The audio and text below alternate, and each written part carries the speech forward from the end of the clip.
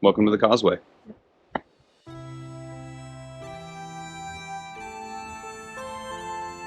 The next morning, we grabbed our day bags and made our way into town for some coffee and breakfast before hopping on the bus to take us up to Giant's Causeway.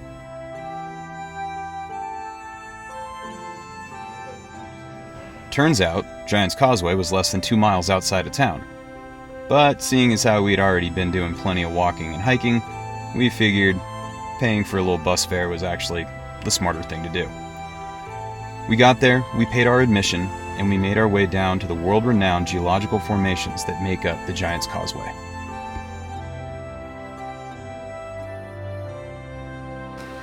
Where are we? Giant's Causeway. Bucket list item for you? This entire Northern Ireland thing has been a bucket list for me.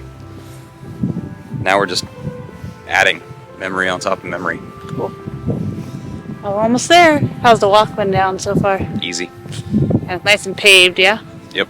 Cool. And I you? want to go down to the water. I know. We're getting there. Beautiful day, though.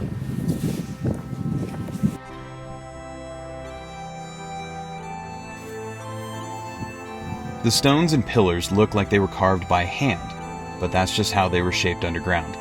It was so cool to see the geometric shapes and designs formed by nature, and we took our time walking around and taking in the sights.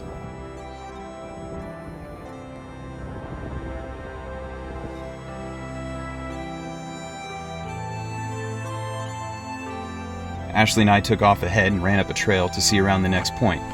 It was awesome because we had almost the whole place to ourselves.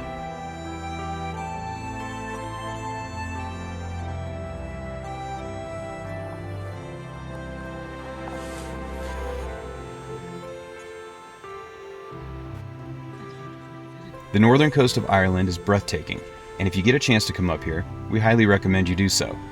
Giant's Causeway is a World Heritage Site and nature preserve that must be seen to really appreciate it.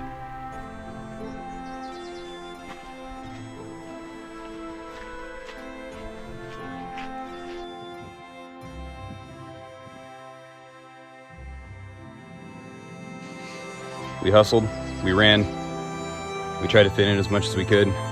We made it as far as the amphitheater. This place is so much bigger than you expect, and it requires a little more time. But when you only have a handful of buses to get back into town, you make the best. Do what you can. Beautiful. We ran back down the trail and started back up to grab the bus back into town. Not that 2 miles is much compared to the distances we've been doing, but catching a ride sounded nicer. Plus, we wanted to be sure to get to our next place in time, the Bushmills VIP tour. Where are we at? We're going to Bushmills. Are you excited? I'm like a kid in a candy store.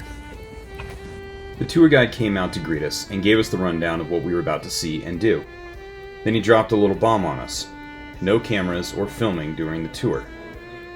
Walking through the distillery was awesome, and we made some new friends in the tour group as well.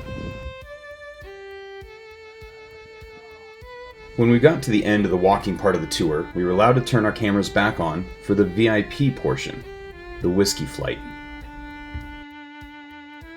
We sat there entranced and listened as our host dove deep into the history of each whiskey, why it has the flavor profile it does, the reason why they're blended sometimes, and how they maintain that consistency over the years.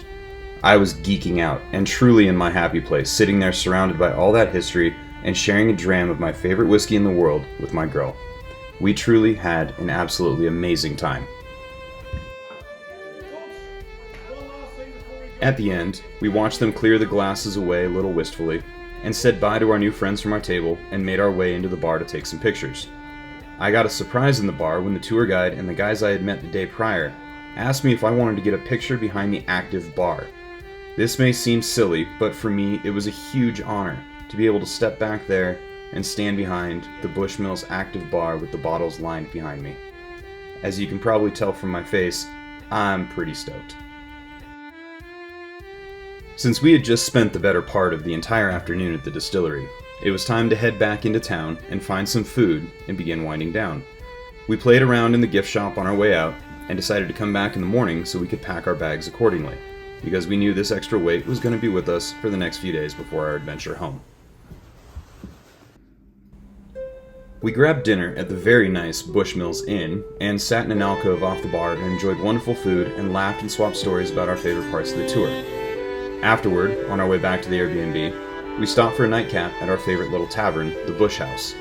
We played quicks and had a pint, and then realized that we were sitting in the middle of the best representation of why traveling is so enriching.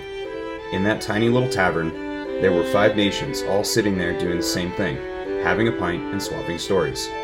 We had a family from France off to our left, Italy to our right, Germany just down the bench, and Great Britain up front yelling at the footballers to do better, and us from the States. It was just really cool. Historically, that's what taverns are supposed to be. Some place for everyone to get a pint, share some stories, and make some new friends. When you visit Bushmills, and we highly recommend you do, make time for the Giant's Causeway, and be sure to book a tour of the world's oldest licensed distillery. The town is small, but the experiences and history here are huge. You will not be disappointed by coming here at all. Until next time, y'all. Slancha.